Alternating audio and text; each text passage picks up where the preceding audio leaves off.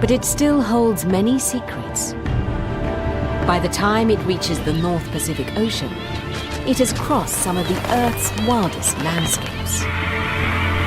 From the rolling grasslands of Mongolia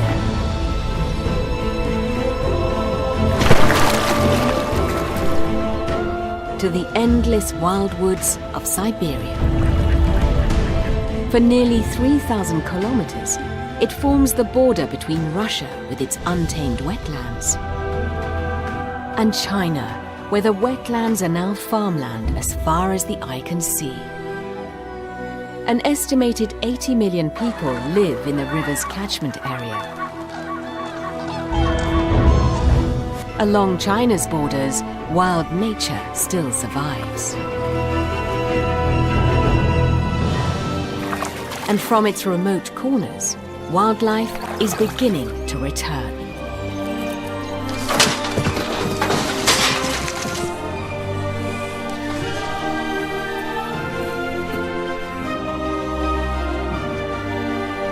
A river the Chinese call the Black Dragon.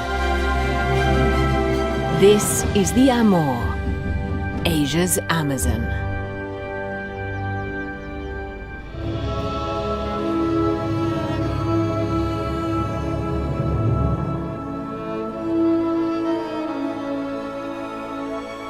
If ever there was a place that deserved to be called a wetland, this is it. The Amur Inland Delta, nearly 1,000 kilometers upstream from the mouth of the Amur River on the Russian side of the border.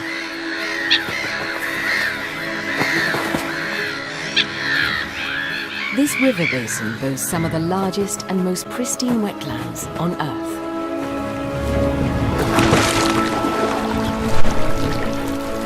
White-tailed eagles and many other wetland birds are spoiled for choice when it comes to fish. Hundreds of thousands of birds build their nests here. This is a crowded wildlife haven. The Amur's sprawling riverscapes hint at a time before humans. And there are still places where we've never been. The Amur River has a rich labyrinth of thousands of channels and islands.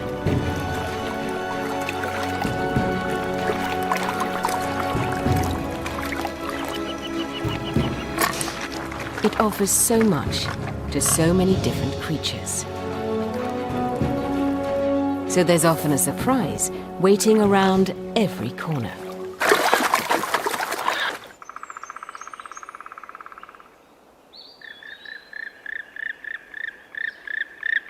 A pair of white-tailed eagles adds another layer of twigs to last year's nest.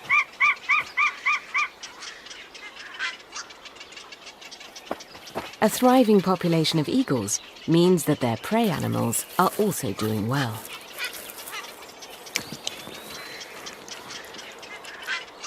Their main diet is fish.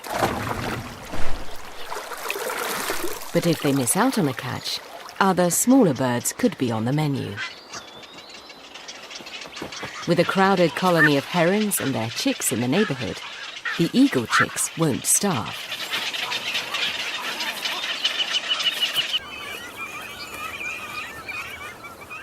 And of all the fish hunters here, cormorants have a reputation as the most voracious.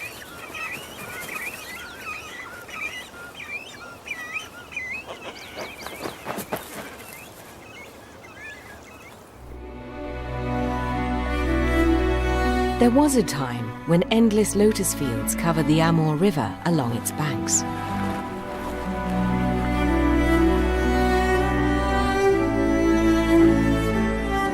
Today, this wetland wilderness ends at Russia's border with China.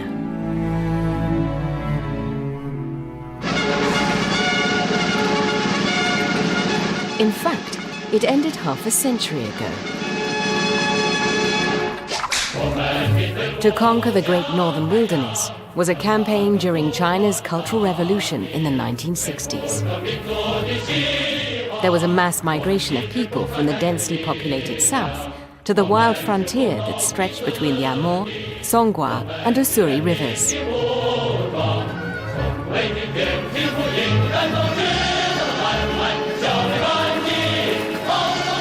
At an unprecedented rate, wilderness was converted into farmland.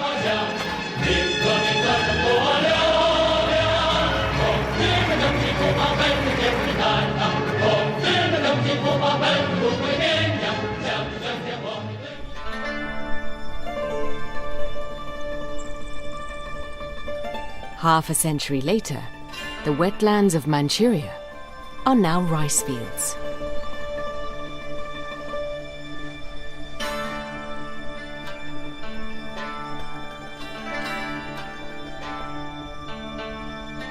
This is just one farm.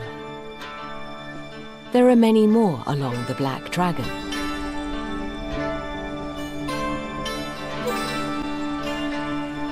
The region is now China's top grain producer, feeding millions. The Amur-Songkhla Delta has become a frontier for industrial farming.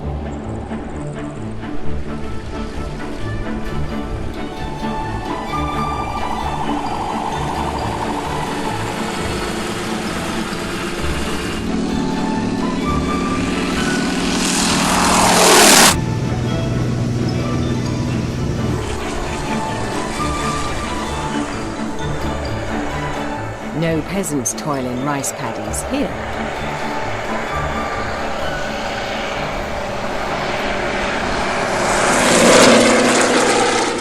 Rice production is now a sophisticated, super-efficient process. And any wildlife that still survives here tends not to be that big.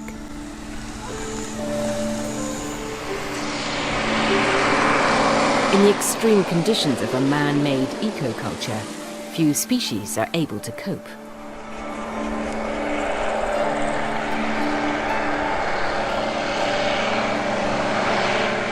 But when nature threatens man's rice fields, man fights back.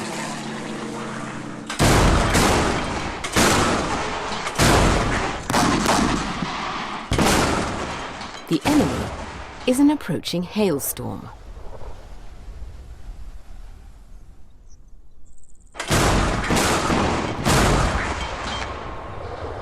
The farmers can only hope that the silver iodide rockets will dissolve the hail before the crop is destroyed.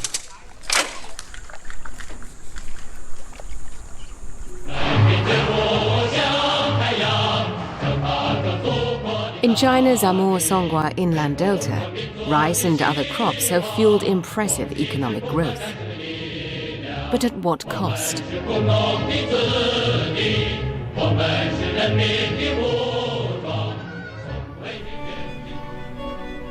China's leaders recognize that a healing process is needed and have begun wetland conservation efforts.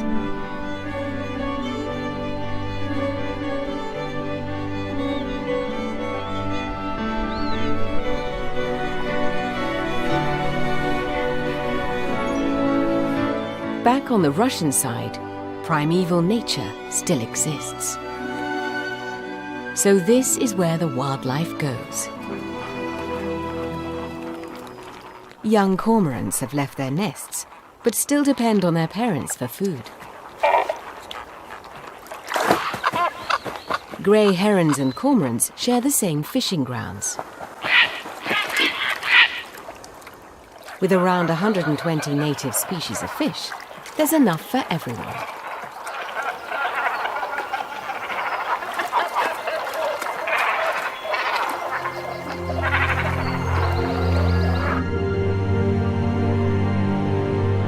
One of these fish, the grass carp, also known as the white Amur, is now found in commercial fisheries around the world, including Europe and the United States.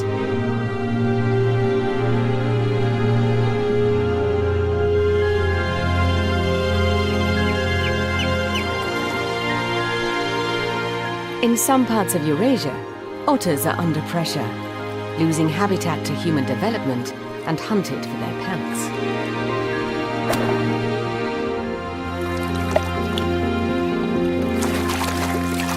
But in the Amur River wetlands, there's plenty of fish and other small prey for them to hunt and thrive. While otters are pretty widespread around the world, another fish hunter is only found here.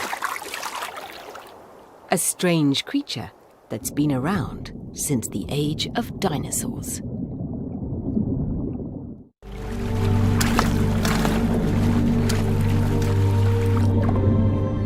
Hidden in the tributaries of the Amur River are creatures you'll find nowhere else. The Chinese soft-shelled turtle lived side by side with dinosaurs 65 million years ago.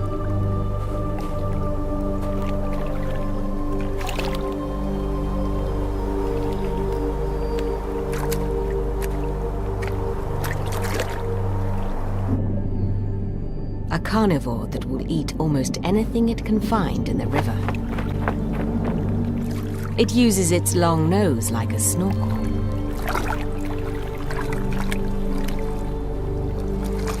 Soft-shell turtles once populated many of China's big rivers. But now the Amur River is one of its last natural refuges.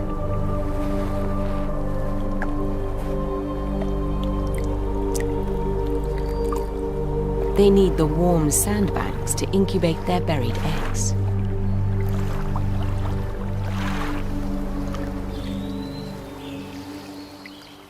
Another rare.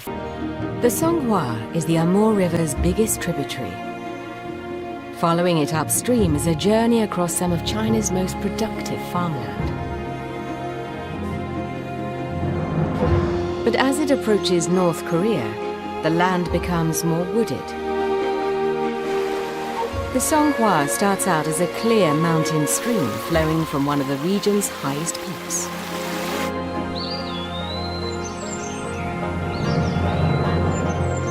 Chiangbai-shan is an active volcano. Its slopes are draped in steaming subtropical forest. And not so long ago, this was tiger country.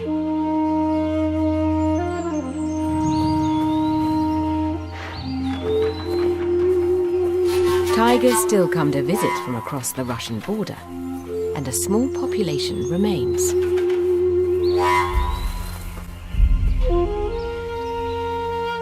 Deep inside these forests, species from China's deep south meet others from beyond its northern border. The paradise flycatcher is a bird of the subtropics.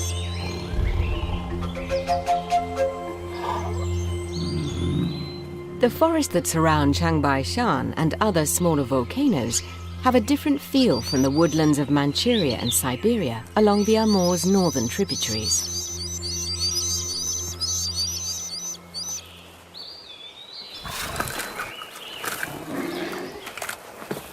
The Asiatic black bear mostly feeds on plants, and though it prefers to avoid humans, it can be aggressive, fast, and dangerous.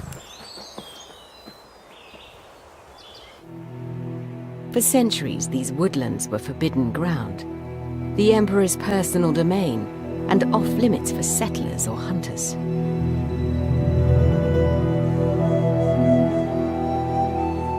Mossy assemblies of lava rocks create enchanted spaces, reminiscent of prehistoric ruins.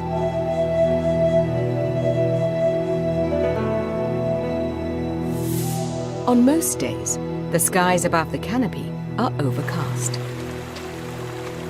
The few sunny days are steaming hot, even in spring. But the Songhua is always chilly, coming from its mountain-high icy source.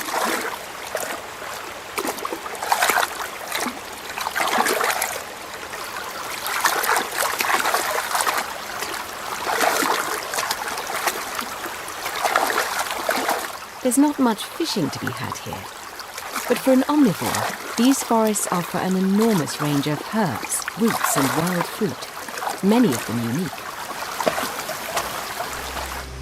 The forests here are also home to the Amur tiger.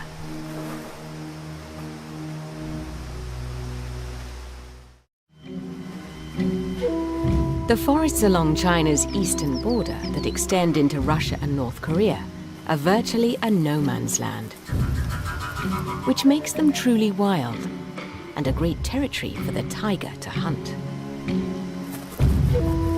Its favorite prey is siku deer. But taking one down takes patience and skillful stalking. Not to mention the vital element of surprise.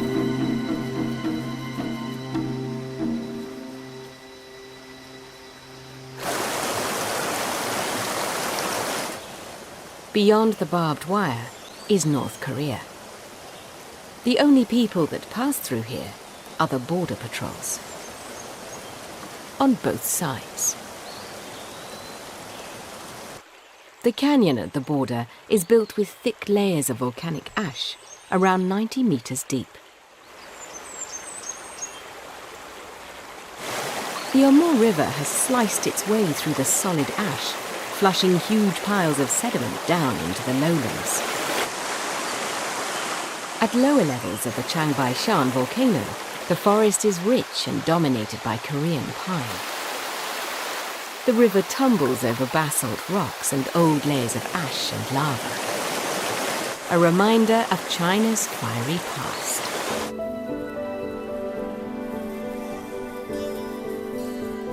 In mid-June, along the tree line, mountain meadows turn into an ocean of flowers.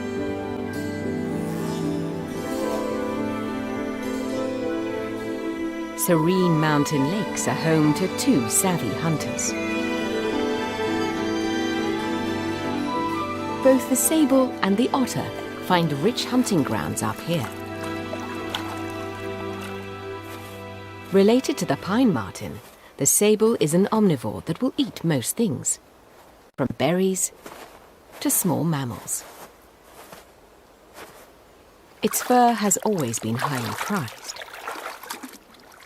Both make the most of the ice-free summer months. The Songhua River starts here. Also known as the White River, it eventually joins the Black Dragon.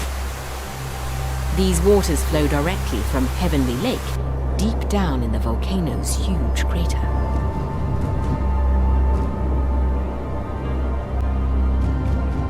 For 2/3 of the year, this is a magical, misty world.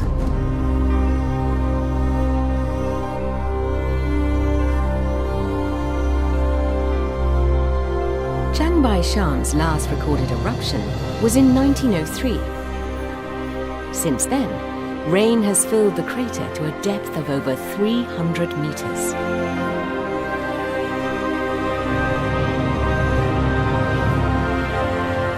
Heavenly Lake is shared by China and North Korea. Both nations have always regarded it as a mystical place and a natural shrine. Further north and close to the Russian border, a small tributary of the Ussuri River rushes over volcanic rocks.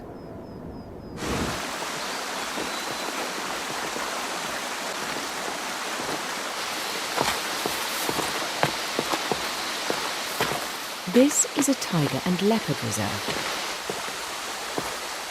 Rangers patrol the rugged terrain once a week, with the knowledge that the alpha predators of this territory are probably watching.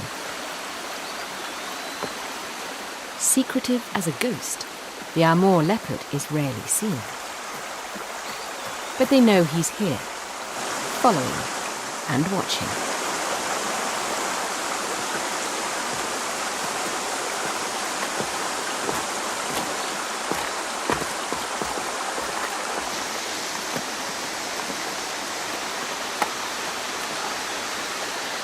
The rangers place camera traps in select places to gather fresh evidence of wildlife.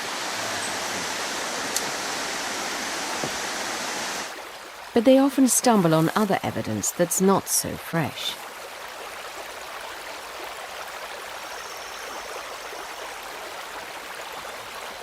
Any kills they find are meticulously noted.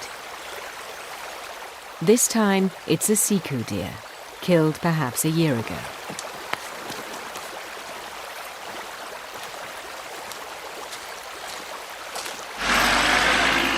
This is a remote region, hours of driving from the nearest provincial town. Access is strictly controlled. It's a protected zone.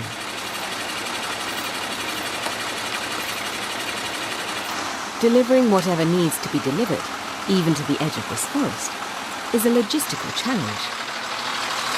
And this annual delivery is an occasion none of the rangers want to miss.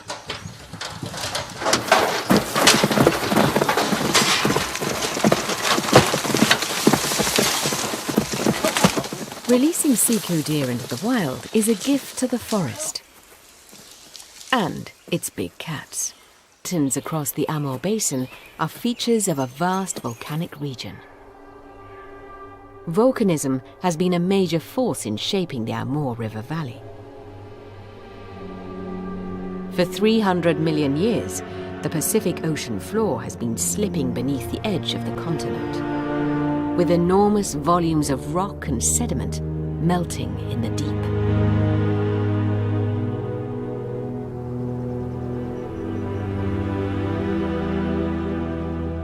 The volcanic landscape of Heilong-jian, just south of the Amur River, is one of several places in the Amur basin where the Earth's crust is thin and rifting.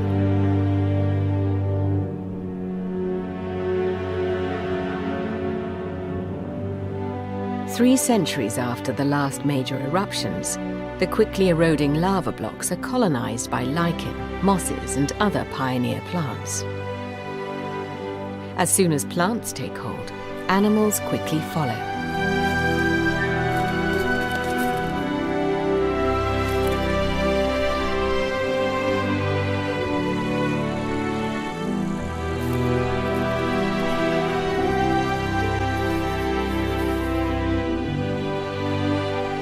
A relative of rabbits, the Manchurian pika is a rock dweller with a taste for these special plants.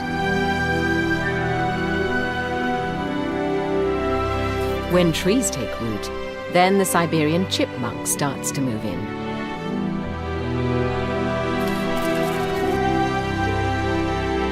And huge spiders cast their webs like nets high in the air.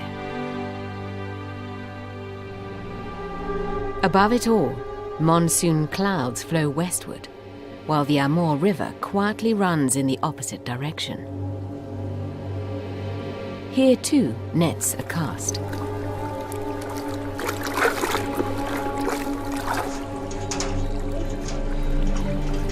From both the Chinese and the Russian banks, fishermen work their way to the middle of the river. Or as close to the middle as they can get away with. They're under constant supervision from both banks.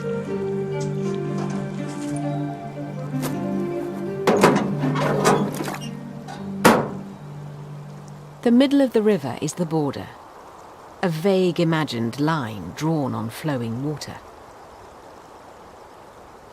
One of the world's longest river frontiers has seen a difficult and often violent history. The contest for the Far East began when Russian explorers and traders pushed north along the Amur. Asia's Wild East mirrored America's Wild West. In fact, Russian-claimed territories also included Alaska and a colony along the Californian coast.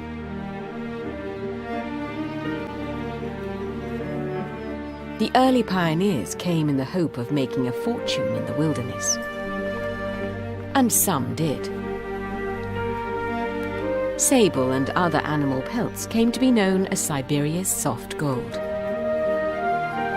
Fur trapping and poaching eventually drove sables, leopards, and tigers to the edge of extinction. But from the south side of the Amur River, China also staked its claim. It took centuries of wars and treaties to finally establish the Amur River, or the Heilong-jian, as the border. On their respective banks, each nascent superpower built a city. Heilong on China's side has become a bustling boomtown and an irresistible attraction for tourists from the Russian side. The Heilong Prefecture region's population is growing fast, nearing 2 million. In 1858, a treaty defining the Amur border was signed here. Across the river in plain view, Blagoveshensk.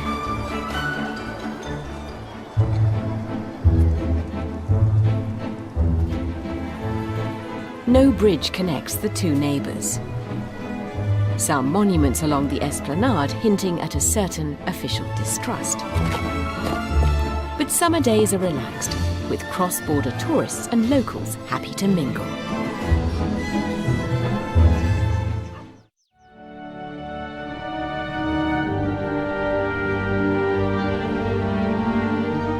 The weather can change suddenly along the Amur River, and a massive monsoon front rolling in from the Pacific can transform the riverscape beyond recognition.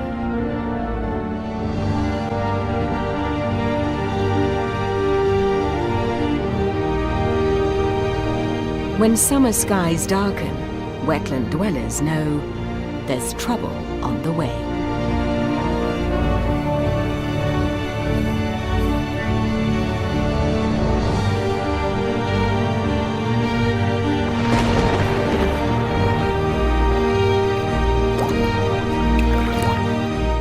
Sometimes in midsummer, the clouds keep coming and coming, and for many weeks the rains are relentless.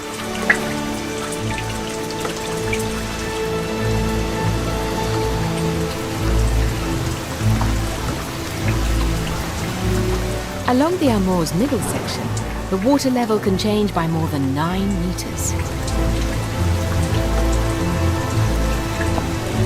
When that happens, the Asiatic black bears make their way to the treetops.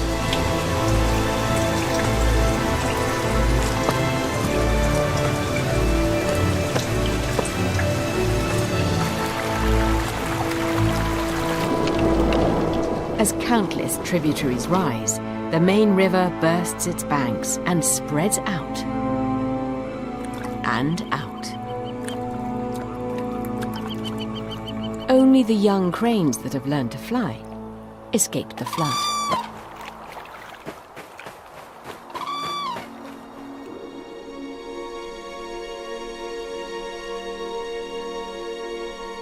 During the record flood of 2013, near the Amur-Songhua confluence, the river inundated the floodplain for kilometers and took many weeks to recede.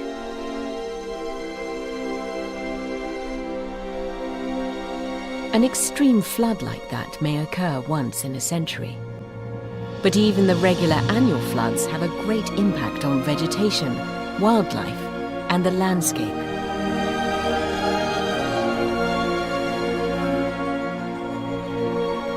These floods are unpredictable and affect all equally.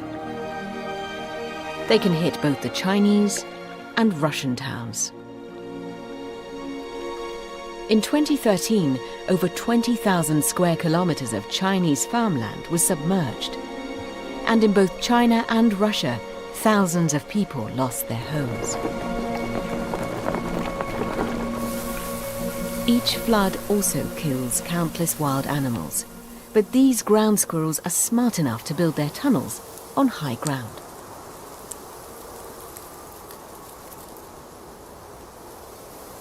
It's not the water that worries them, but more the threats from above. This time it's only a heron. False alarm.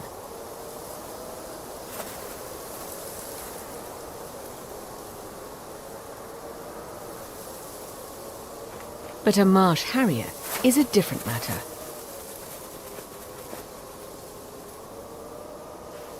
Unlike other hawks, harriers rely on their hearing as well as their vision to capture prey. They hunt low to the ground, and the squirrels need to be constantly on guard.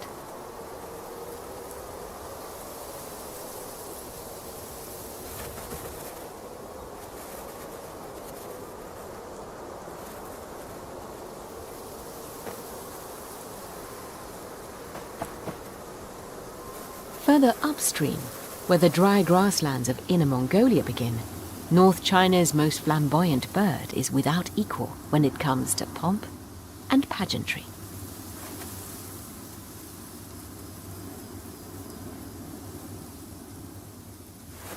The great bustard is as spectacular as it is shy.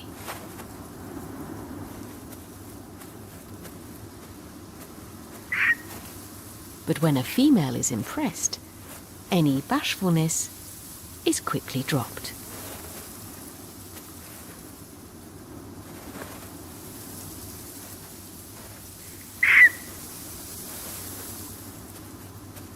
Cutting a dashing figure while no other male is nearby. That's the trick.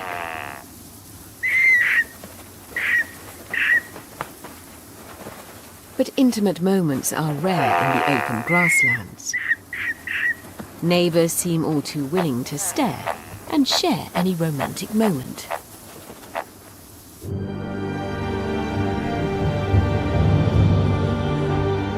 For a long stretch of Inner Mongolia, the Amur River runs from north to south. Its course even marks China's northernmost point.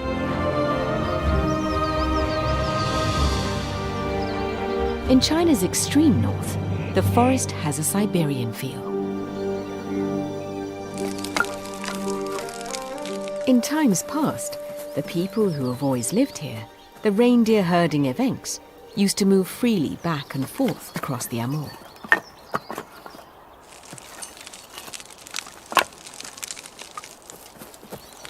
They keep their fires burning day and night. The animals seem to know that the smoke protects them from the mosquitoes that plague them in the woods.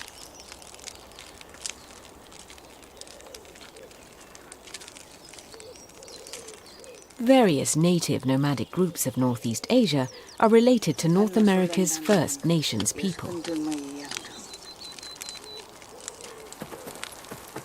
Following the 1917 Russian Revolution, the borderless nomadic lifestyle of the Evenks and other native people was ended.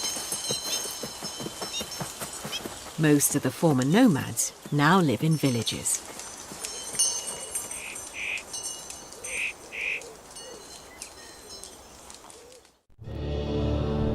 On the Russian side of the Amur, many tributaries flow down from the mountain ranges that form the Amur Basin's northern watershed. One of these is the Nora River. It snakes through thick subarctic forest called taiga.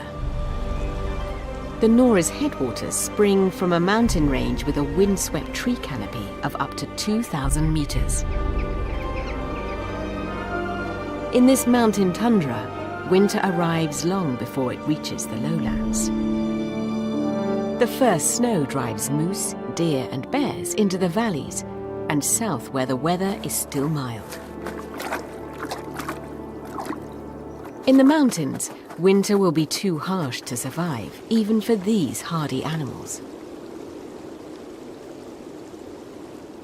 Tundra bean geese and cranes are also on their way south. For a few days, they will rest in the Amur wetlands, where autumn is still golden for a while.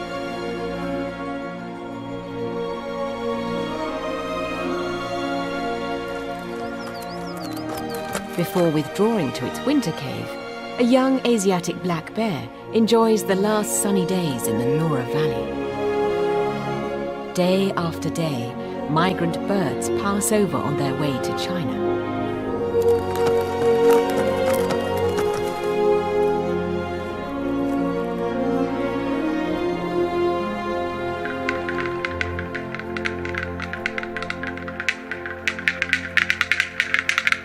Like flamenco castanets, the courtship clacking of black-billed capercaillie echoes through the taiga. The mating season is long gone, and no females are in sight, but the males will vainly persevere until the first snow falls. Flaunting their feathers may seem pointless this late in the season, but it isn't. It's really about laying claim to the best dance floor for next year's courtship. After a long winter, the mating will start abruptly.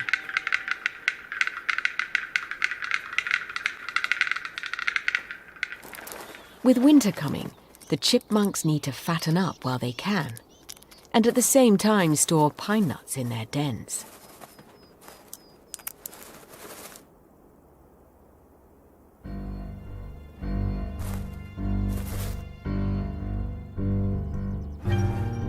Little ground dwellers are never safe from these needle-sharp talons, or those equally sharp eyes.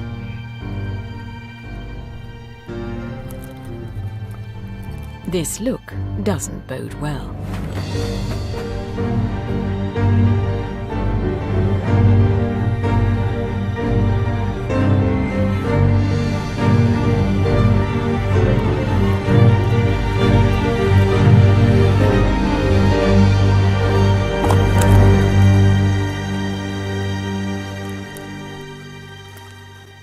The great grey owl is the silent ghost of the tiger.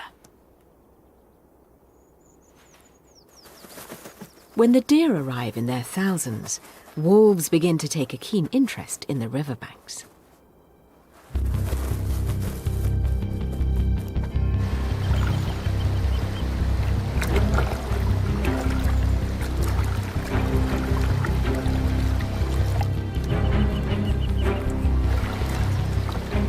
The first group takes the plunge. They'll land way downstream, but they're never quite sure where to get out.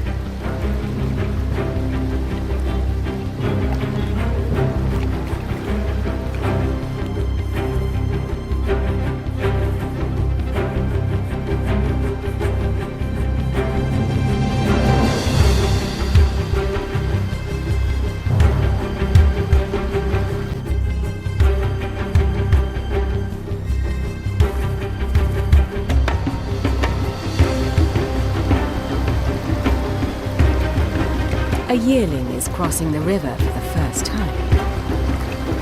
Her panic is obvious.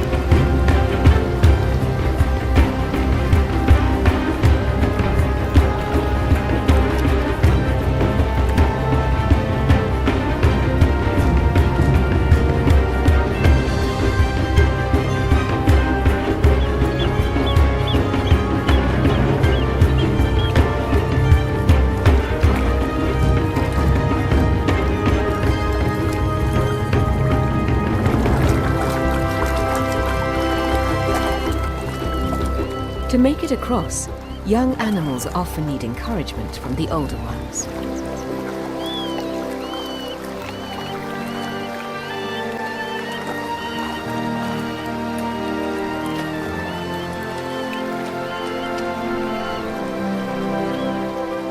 All along its tributaries, the Amur has seen countless migrations, across and along its epic course.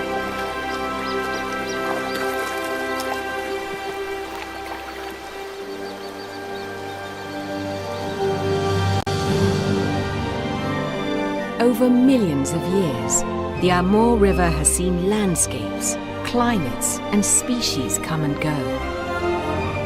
Time and again, one of the planet's greatest rivers has changed its course and its face.